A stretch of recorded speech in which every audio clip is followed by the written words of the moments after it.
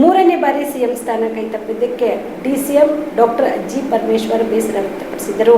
ಉಪಮುಖ್ಯಮಂತ್ರಿ doctor G Parameshwar ತಮ್ಮ ರಾಜಕೀಯ ಜೀವನದ ಏಳು ಬೀಳುಗಳನ್ನು ನೆನೆದು ಭಾವುಕರಾದರು. ತುಮಕೂರಿನಲ್ಲಿ ಸಿದ್ಧಾರ್ಥ ಶಿಕ್ಷಣ ಸಂಸ್ಥೆಯ ಸಿಬ್ಬಂದಿ ಹಾಗೂ ವಿದ್ಯಾರ್ಥಿಗಳಿಂದ ಅದ್ದೂರಿ ಸ್ವಾಗತ ಸ್ವೀಕರಿಸಿ ಮಾತನಾಡಿದ ಅವರು, 3 ಬಾರಿ ಮುಖ್ಯಮಂತ್ರಿ ಹುದ್ದೆ ಕೈತಪ್ಪಿದ ಬಗ್ಗೆ ಮೊದಲ ಬಾರಿಗೆ ಬಹಿರಂಗವಾಗಿ ಬೇಸರ ವ್ಯಕ್ತಪಡಿಸಿದ್ದರು. 2013ರಲ್ಲಿ ಚುನಾವಣೆಯಲ್ಲಿ ಸೋತಿರೋದ್ರಿಂದ ಮುಖ್ಯಮಂತ್ರಿ ಹುದ್ದೆ ಸಿಗಲಿಲ್ಲ. ತಾನು ಗೆದ್ದಿದ್ರೆ ಸಿದ್ದರಾಮಯ್ಯ ಅವರು ಮುಖ್ಯಮಂತ್ರಿ ಆಗುತ್ತಿರಲಿಲ್ಲ ಎಂದು ಪರಮೇಶ್ವರ್ ಹೇಳಿದ್ರು. ಇನ್ನು 2018ರಲ್ಲಿ ಕಾಂಗ್ರೆಸ್ಗೆ 80 ಸ್ಥಾನಗಳನ್ನ ಗೆದ್ದಿದ್ರು. ಮೈತ್ರಿ ಸರ್ಕಾರದ ಕಾರಣದಿಂದ ಎಚ್.ಡಿ. ಕುಮಾರಸ್ವಾಮಿ ಮುಖ್ಯಮಂತ್ರಿ ಆದ್ರು. ಆ ಸಂದರ್ಭದಲ್ಲಿ ತನ್ನನ್ನು ಮುಖ್ಯಮಂತ್ರಿ ಮಾಡಬಹುದಿತ್ತು ಎಂದು ಅವರು ಅಭಿಪ್ರಾಯಪಟ್ಟರು. ಈ ಬಾರಿ ಮುಖ್ಯಮಂತ್ರಿ ಹುದ್ದೆ ಸಿಗುವ ವಿಶ್ವಾಸ ಇತ್ತು, ಆದರೆ ರಾಜಕೀಯ ಬೆಳವಣಿಗೆಗಳಿಂದ ಅದು ಸಾಧ್ಯವಾಗಲಿಲ್ಲ. ಕೊನೆಗೆ ಪಕ್ಷದ ಉಪಮುಖ್ಯಮಂತ್ರಿ ಹುದ್ದೆ ಜವಾಬ್ದಾರಿ ನೀಡಿದೆ ಎಂದು ರಾಜಕಾರಣಕ್ಕೆ ಹೋಗುವಂತ ಕಲ್ಪನೆ ಕೂಡ ಇರಲಿಲ್ಲ. ಕಾಲೇಜ್ ಡೇಸಿಂದ ನಾನೇನು ಯೂತ್ ಕಾಂಗ್ರೆಸ್ಸು NSUI ಆ ಥರದ್ದೆಲ್ಲ ಓಡಾಡ್ತಿರಲಿಲ್ಲ. ಯಾಕೆಂದ್ರೆ ನಮಗೆ ಟೈಮ್ ಇರಲಿಲ್ಲ. ನಮ್ಮದು ಪ್ರೈಮಿಸ್ಟರ್ ಸಿಸ್ಟಮ್. 3 ತಿಂಗಳಿಗೆ 14 ಸಬ್ಜೆಕ್ಟ್ ಎಕ್ಸಾಮ್, 35 ಎಕ್ಸಾಮ್ ಬರೀಬೇಕು. ಅದು ಅಮೆರಿಕನ್ ಸಿಸ್ಟಮ್. ಅದರಲ್ಲಿ ನಾವು ಓದಿದ್ದು. ಸೊ ನಮಗೆ ಸಮಯನೇ ಇರಲಿಲ್ಲ ಏನಕ್ಕೂ. ಹಾಗಾಗಿ ಅಷ್ಟೆಲ್ಲ ಮಾಡ್ಕೊಂಡ ಮೇಲೆ ಇಲ್ಲಿ ಭಾಳ ಯೋಚನೆ ಮಾಡಿ, ನಾನು ನನ್ನ ವೈಫ್ ಇಬ್ಬರು ಭಾಳ ಯೋಚನೆ ಮಾಡಿ ಸುದೀರ್ಘವಾಗಿ ಒಂದು ಹೆಚ್ಚು ಕಮ್ಮಿ 2 ತಿಂಗಳು ತಗೊಂಡು ಈ ತೀರ್ಮಾನಕ್ಕೆ. ಯಾಕೆಂದರೆ ಇದು ಲೈಫ್ನಲ್ಲಿ ಒಂದೇ ಸಾರಿ ಆಗುತ್ತೆ. ಸೊ ಅದನ್ನು ತೀರ್ಮಾನ ಮಾಡಿ ಉಳ್ಕೊಂಡೆ. ರಾಜಕೀಯ ಆಕಸ್ಮಿಕವಾಗಿ ಆಯಿತು. ರಾಜೀವ್ ಗಾಂಧಿ ಅವರು ನಮ್ಮ ಕ್ಯಾಂಪಸ್ಸಿಗೆ ಬಂದರು, ಪ್ರೈಮ್ ಮಿನಿಸ್ಟರ್ ಆಗಿ. ಅವ್ರ ಸಂಪರ್ಕ ಬಂತು, ಕರೆ ಕೊಟ್ಟರು, ಸೇರಿಕೊಂಡೆ. ಇವತ್ತು ಹೆಚ್ಚು ಕಡಿಮೆ 40 ವರ್ಷ ಆಗ್ತಾ ಬಂತು. 2 ವರ್ಷ ಆದರೆ 40 ವರ್ಷ ಆಗುತ್ತೆ. 40 ವರ್ಷದಲ್ಲಿ ಅಷ್ಟು ಸರ್ವಿಸ್ ಮಾಡಿದ್ದೀನಿ. ಇಲ್ಲಾಂದರೆ ಯಾರು ಗುರುತಿಸೋಲ್ಲ, ಲಕ್ಷ್ಯ ಗುರುತಿಸಲ್ಲ. ನನಗೆ ಎಲ್ಲ ಹುದ್ದೆನೂ ಕೊಟ್ಟಿದ್ದಾರೆ. ಅಧ್ಯಕ್ಷ ಸ್ಥಾನದಿಂದ ಹಿಡಿದು ನನಗೆ ನಮ್ಮ ಪಕ್ಷದಲ್ಲಿ ವರ್ಕಿಂಗ್ ಕಮಿಟಿ ಅಂದರೆ ಭಾಳ ಮುಖ್ಯವಾದದ್ದು.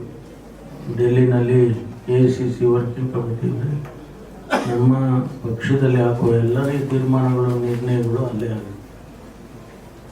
ಅದರ ಸದಸ್ಯನೂ ಕೂಡ ಮಾಡಿದ್ದು ನಾನು. ಅದಾದಮೇಲೆ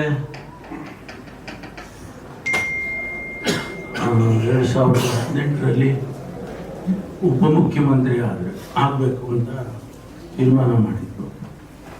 ಅದು ಆ ಸಂದರ್ಭದಲ್ಲಿ ಕೂಡ 2013ರಲ್ಲಿ ನಾನು ಎಲೆಕ್ಷನ್ ಸೋತೆ. ಬಹುಶಃ ನಾನು ಗೆದ್ದಿದ್ದರೆ ಮಾನ್ಯ ಸಿದ್ದರಾಮಯ್ಯನವರು ಮುಖ್ಯಮಂತ್ರಿ ಆಗ್ತಿರ್ಲಿಲ್ಲ.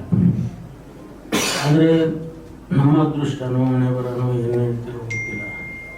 ಆಗ ನಾನು ಸೋತದ ಕಾರಣಕ್ಕಾಗಿ ಅವರಾದರು. ಆಮೇಲೆ 2018ರಲ್ಲಿ ಕೂಡ ನಮ್ಮ ಪಕ್ಷ 80 ಸೀಟ್ ಗೆದ್ದಿತ್ತು. ಕೋಲಿಷನ್ ಮಾಡಿದಾಗ ಬೇರೆ ಪಕ್ಷದ ಜೊತೆ ನಾವು ಸೇರ್ಕೊಂಡು ಅವ್ರು ಬರೀ 30 ಸೀಟ್ ಏನೋ ಇತ್ತು. ಆದರೂ ಕಾರಣಾಂತರದಿಂದ ಅವಾಗ ಕುಮಾರಸ್ವಾಮಿ ಅವರಿಗೆ ಮುಖ್ಯಮಂತ್ರಿ ಮಾಡಿದ್ರು. ಅವತ್ತು ನನ್ನನ್ನು ಮಾಡ್ಬೋದಿತ್ತು, ಆದರೆ ಯಾವುದೋ ಕಾರಣಕ್ಕಾಗಿ ಅವ್ರು ಮಾಡಿದ್ರು. 2ನೇ ಸರಿನೂ ಮಿಸ್ ಆಯಿತು. ಅದು ಈ ಬಾರಿ ಪ್ರಯತ್ನ ಮಾಡಿದೆ. ಈ ಬಾರಿನೂ ಆಗುತ್ತೆ ಅಂತ ವಿಶ್ವಾಸ ಇತ್ತು. ಬಟ್ ಯಾವುದೋ ಕಾರಣಕ್ಕೆ ಪಾಲಿಟಿಕ್ಸ್ ಗೊತ್ತಲ್ಲ, ಪಾಲಿಟಿಕ್ಸು ಬೇರೆ ಥರ ಅಲ್ಲ. ಅದು ತೀರ್ಮಾನಗಳು ಹೇಗೂ ಆಗುತ್ತೆ. ಸೊ ಹಾಗಾಗಿ ಉಪಮುಖ್ಯಮಂತ್ರಿ ಸ್ಥಾನವನ್ನು ಕೊಟ್ಟಿದ್ದಾರೆ. ಜವಾಬ್ದಾರಿ ಸ್ಥಾನ. ಹೆಂಗಂದ್ರೆ ಹಂಗೆ ನಡ್ಕೊಳ್ಳೋಕ್ಕಿಲ್ಲ ನಾವು. ನೀವು ಕೂಡ ಕಣ್ಣಿನ ಸಮಸ್ಯೆ ಎದುರಿಸ್ತಾ ಇದ್ದೀರಾ? ಎಲ್ಲಿ ಚಿಕಿತ್ಸೆ ಪಡೆಯಬೇಕು ಅಂತ ಯೋಚನೆ ಮಾಡ್ತಾ ಇದ್ದೀರಾ? ಮತ್ತೆ ಯಾಕೆ ತಡ? ಕಲಬುರಗಿ ಜಿಲ್ಲೆಯ ಪ್ರಸಿದ್ಧ ಶ್ರೀ ಸಿದ್ದರಾಮೇಶ್ವರ ಐ ಆಸ್ಪತ್ರೆಗೆ ಭೇಟಿ ನೀಡಿ ಕಲ್ಯಾಣ ಕರ್ನಾಟಕ ಭಾಗದ ಖ್ಯಾತ ನುರಿತ ವೈದ್ಯರಾದ ಡಾಕ್ಟರ್ ವಿಶ್ವನಾಥ್ ರೆಡ್ಡಿ ಅವರ ನೇತೃತ್ವದಲ್ಲಿ ಖ್ಯಾತ ಅನುಭವಿ ವೈದ್ಯರ ತಂಡದಿಂದ ಕಡಿಮೆ ದರದಲ್ಲಿ ಚಿಕಿತ್ಸೆ, ಕಣ್ಣಿನ ಪರೀಕ್ಷೆ, ಹೊಲಿಗೆ ರಹಿತ ಶಸ್ತ್ರಚಿಕಿತ್ಸೆ, ಪೊರೆ ಆಪರೇಷನ್, ಲೇಸರ್ ಇಂಜೆಕ್ಷನ್ ರಹಿತ ಶಸ್ತ್ರಚಿಕಿತ್ಸೆ, ಸಕ್ಕರೆ ಕಾಯಿಲೆ ಇರುವವರಿಗೆ ಲೇಸರ್ ಚಿಕಿತ್ಸೆ, ದೂರದೃಷ್ಟಿ ದೋಷ ಹಾಗೂ ಸಮೀಪ ದೃಷ್ಟಿ ದೋಷ ಸಮಸ್ಯೆಗೆ ಮುಕ್ತ ಪರಿಹಾರ, ಕನ್ನಡಕದ ಸೌಲಭ್ಯ, ಕಾಂಟ್ಯಾಕ್ಟ್ ಲೆನ್ಸ್ ಅಳವಡಿಕೆ ಸೇರಿದಂತೆ ಕಣ್ಣಿಗೆ ಸಂಬಂಧಿಸಿದ ಎಲ್ಲಾ ರೀತಿಯ ರೋಗದ ಚಿಕಿತ್ಸಾ ಸೌಲಭ್ಯ ಒಂದೇ ಸೂರಿನಡಿ. ಗ್ರಾಮೀಣ ಭಾಗದ ವಯಸ್ಕರಿಗೆ, ಬಡ ಜನರಿಗೆ ನೆರವು ಆಗಲು ಶ್ರೀ ಸಿದ್ದರಾಮೇಶ್ವರ ಐ ಆಸ್ಪತ್ರೆಯ ಶಾಖೆಗಳು ಕಲಬುರಗಿ, ಸೇಡಂ, ಕಮಲಾಪುರ್, ಸುಲೇಪೇಟದಲ್ಲಿ ಕೂಡ ಲಭ್ಯವಾಗಿದೆ. ಹೆಚ್ಚಿನ ಮಾಹಿತಿಗಾಗಿ ಸಂಪರ್ಕಿಸಿ ಶ್ರೀ ಸಿದ್ದರಾಮೇಶ್ವರ ಐ ಆಸ್ಪತ್ರೆ, ಸೆಂಟ್ರಲ್ ಬಸ್ ಸ್ಟ್ಯಾಂಡ್ ಮುಂಭಾಗ, ಶಾಂತಿನಗರ, ಕಲಬುರಗಿ. ಫೋನ್ ನಂಬರ್ 72096262622ಗೆ ಸಂಪರ್ಕಿಸಿ.